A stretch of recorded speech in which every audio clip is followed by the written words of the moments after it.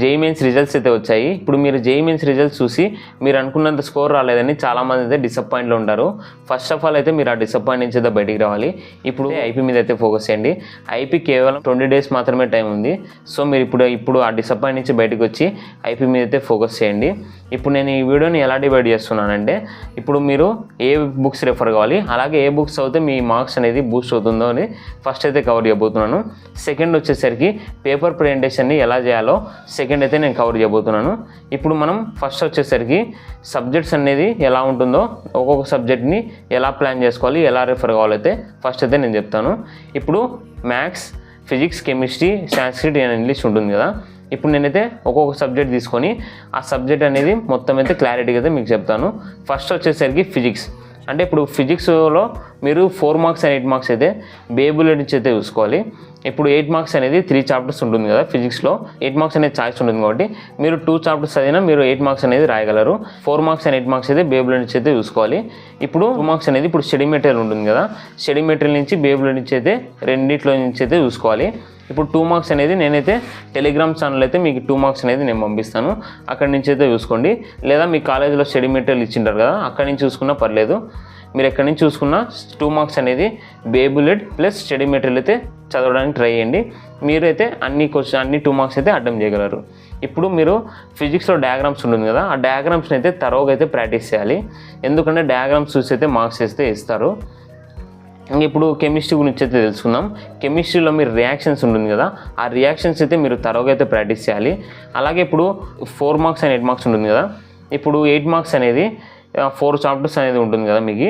ఆ 4 chaptersలో ఒక చాప్టర్ అనేది చాయిస్ వదిలేసిన మీరు ఇంకా చాప్టర్స్ మిగిలి ఉంటాయి కదా 3 chapters అనేది, ఆ 3 chapters చదువుకున్నా మీరు 8 marks అనేది అటెంప్ట్ చేయగలరు. ఇప్పుడు 4 marks and 8 marks అయితే బేబులెట్ నుంచి అయితే చూసుకోవాలి. అలాగే సిమిలర్ టు ఫిజిక్స్ నేను ఏం చెప్పాను, 2 marks అనేది స్టడీ మెటీరియల్ అలాగే బేబులెట్ అయితే రెఫర్ కావడానికి ట్రై చేయండి. 2 marksకి అనేది నేను టెలిగ్రామ్ ఛానల్ అయితే మీకు 2 marks అనేది పంపిస్తాను. ఇప్పుడు నెక్స్ట్ వచ్చేసరికి మ్యాథ్స్ అనేది మీరు 7 marks and 4 marks అయితే బేబీ బుల్లెట్ నుంచి అయితే చూసుకోండి. ఎందుకంటే ఇప్పుడు 7 marks అనేది మీకు 6 chapters అనేది ఉంటుంది కదా, మీరు ఏ చాప్టర్ అనేది చాయిస్కైనా వదులుకోవచ్చు. మ్యాక్సిమం అన్ని మ్యాథ్స్లో అయితే ఈజీ చాప్టర్స్ లాగానే ఉంటుంది. 7 marks 4 marks అనేది మీరైతే చూసుకోవచ్చు, పర్లేదు. ఇప్పుడు 2 marks అనేది మీరు బేబులెట్ ప్లస్ స్టడీ మెటీరియల్ అనేది ఉంటుంది కదా, అదైతే చూసుకోవాలి. నేను 2 marks అయితే టెలిగ్రామ్ ఛానల్ అయితే మీకు నేను పంపిస్తాను, అక్కడి నుంచి అయితే చూసుకోండి. ఇప్పుడు మీరు ఇంటిగ్రేషన్ అనేది ఉంటుంది కదా సెకండ్ ఇయర్ వాళ్ళకి, అలాగే ఫస్ట్ ఇయర్ వాళ్ళకైతే డిఫరెన్షియేషన్ అనేది ఉంటుంది కదా. ఇప్పుడు మీరు దానిలో ఒకవేళ మీకు స్టెప్స్ అనేది మర్చిపోతే లాస్ట్లో రిజల్ట్ రాసిన మీకు స్టెప్స్ అనేది చూడకుండా రిజల్ట్ రాసిన ఆన్సర్ అనేది కరెక్ట్గా ఉంటే మీకు మార్క్స్ అనేది వేస్తారు. అలాగే మీరు ఫార్ములా అండ్ రిజల్ట్ ఆన్సర్ అనేది కరెక్ట్గా ఉంటే మీకు మార్క్స్ అనేది వేస్తారు. ఇప్పుడు 3 subjects చూసాం కదా, మ్యాథ్స్, ఫిజిక్స్ అండ్ కెమిస్ట్రీ. ఇప్పుడు మీరు స్టడీ మెటీరియల్లో 2 marks అనేది ఒకవేళ టైం లేకపోతే బేబులెట్లో 2 marks అనేది చదవండి. మీరు 10 questions అనేది వస్తాయని అయితే ఎక్స్పెక్ట్ చేయకూడదు. ఒక 5 questions అనేది అయితే బేబులెట్ నుంచి అయితే రావచ్చు. సో మీరు బేబులెట్ నుంచి అయితే 5 questions అయితే ఎక్స్పెక్ట్ చేయొచ్చు. 5 questions అయితే ఎక్స్పెక్ట్ చేయొచ్చు. 10 questions అనేది మీకు అటెంప్ట్ చేయాలనుకుంటే స్టడీ మెటీరియల్ ప్లస్ బేబులెట్ అయితే రెఫర్ చేయండి. ఇంగ్లీష్ గురించి అయితే తెలుసుకుందాం. ఇంగ్లీష్లో యానడేషన్స్ ఉంటుంది కదా, యానడేషన్స్ అనేది మీరు 1.5 page అయితే రాయాలి. అలాగే ఇప్పుడు గ్రామర్ పార్ట్ ఉంటుంది కదా, గ్రామర్ పార్ట్ ఎక్కడి నుంచి చదువుకోవాలో మీకు డౌట్ ఉంటుంది. సో మీరు ఇంగ్లీష్ టెక్స్ట్ బుక్ అనేది రెఫర్ కండి. ఇంగ్లీష్ టెక్స్ట్ బుక్లో మీకు గ్రామర్ పార్ట్కి అనేది కీ ఉండదు కదా, సో మీరు శ్రీ వరుణ్ సిరీస్ బుక్ అనేది ఒకసారి అయితే రెఫర్ కండి. నెక్స్ట్ వచ్చేసరికి ఇప్పుడు సాంస్క్రిట్లో మీరు ప్రాక్టీస్ అయితే బాగా చేయాలి. ఎందుకంటే సాంస్క్రిట్లో స్పెల్లింగ్ మిస్టేక్స్ అవుతాయి కాబట్టి 5 times అనేది ప్రాక్టీస్ చేస్తూనే ఉండాలి.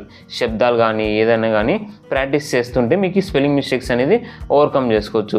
అలాగే ఇప్పుడు సాంస్క్రిట్ ఎస్సేస్ ఉంటుంది కదా, ఆ సాంస్క్రిట్ ఎస్సేస్ అనేది మీరు ఇంగ్లీష్లో ఏం రాసినా మార్క్స్ అనేది ఇస్తారు. అక్కడ ఏం మీరు అంత ఎఫర్ట్ పెట్టాల్సిన అవసరం లేదు.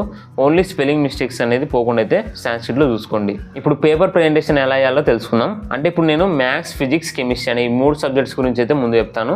అంటే ఇప్పుడు ఫస్ట్ అయితే మీరు లాంగ్ ఆన్సర్స్ అయితే రాయాలి, సెకండ్ అయితే షార్ట్ ఆన్సర్స్, లాస్ట్ వచ్చేసరికి వెరీ షార్ట్ ఆన్సర్స్ అయితే రాయాలి. లాంగ్ ఆన్సర్స్ ఫస్ట్ ఎందుకు రాయాలని చెప్తున్నానంటే, లాంగ్ ఆన్సర్స్ రాయడం వల్ల మీకు కాన్ఫిడెన్స్ అనేది బూస్ట్ అవుతుంది. ఇప్పుడు అయితే ఇంగ్లీష్ గురించే తెలుసుకుందాం. ఇంగ్లీష్లో టైం అయితే సరిపోదు, సో మీరు part C, part B, part A ఇలా రాయాలి. అంటే మీరు ఇప్పుడు ముందు పార్ట్ సి రాయాలి, అలాగే దాని తర్వాత పార్ట్ బి, అలాగే దాని తర్వాత పార్ట్ ఏ ఇలా రాసుకోవడం వల్ల మీకు ఇంగ్లీష్ ఎగ్జామ్ అప్పుడు సఫిషియెంట్ టైం అనేది ఉంటుంది. ఒకవేళ లాస్ట్లో మీకు టైం మిగిలితే యానరేషన్స్ అనేది డెకరేషన్ అయితే. ఇప్పుడు సాంస్క్రిట్ గురించి అయితే తెలుసుకుందాం. తెలుసుకుందాం. సాంస్క్రిట్లో మీరు ముందు గ్రామర్ పార్ట్, దాని తర్వాత ప్యాసేజ్ క్వశ్చన్స్ ఉంటాయి కదా, ఆ ప్యాసేజ్ క్వశ్చన్స్ రాసుకోండి. అలాగే లాస్ట్లో ఎస్ఏ క్వశ్చన్స్ అయితే రాసుకోండి. మీరు ఎగ్జామ్ రాసేప్పుడు టైం మేనేజ్మెంట్ అనేది చాలా ఇంపార్టెంట్. అంటే ఇప్పుడు మీరు 8 మార్క్స్ క్వశ్చన్కి 10 to 12 minutes అనేది టైం అయితే పెట్టుకోవాలి. ఇలా పెట్టుకోవడం వల్ల మీకు ఇన్ టైంలో అయితే ఎగ్జామినేషన్ అయితే కంప్లీట్ చేయగలరు. సెకండ్ వచ్చేసరికి టఫెస్ట్ క్వశ్చన్ ఏదైనా ఉంటే దాన్ని లీవ్ చేసి ఈజీ క్వశ్చన్కి అనేది షిఫ్ట్ కావాలి. ఇలా షిఫ్ట్ కావడం వల్ల మీకు ఆ టఫెస్ట్ క్వశ్చన్ కానీ మీరు స్ట్రక్ కాకుండా మీకు టైం అనేది సేవ్ అవుతుంది. లాస్ట్లో వచ్చేసరికి మీరు 10 minutes అనేది టైం అయితే రివిజన్కి అయితే పెట్టుకోవాలి. ఇలా పెట్టుకుంటే మీకు మిస్టేక్స్ అనేది ఎగ్జామినేషన్లో చేయకుండా మీరు రెక్టిఫై చేసుకోగలరు. మీరైతే 3 hours అనేది ఎగ్జామినేషన్ హాల్లోనే ఉండండి. లాస్ట్లో మీకు ఏదైనా జరగచ్చు. సో ప్లీజ్ ఎగ్జామినేషన్ హాల్లో అయితే ఉండండి. ఇలాంటి మోర్ ఇన్ఫర్మేటివ్ వీడియోస్ కోసం అయితే మన ఛానల్ అయితే సబ్స్క్రైబ్ చేసుకోండి. అలాగే మీ ఫ్రెండ్స్ అండ్ రిలేటివ్స్కి అయితే షేర్ చేయండి. Thank you for watching.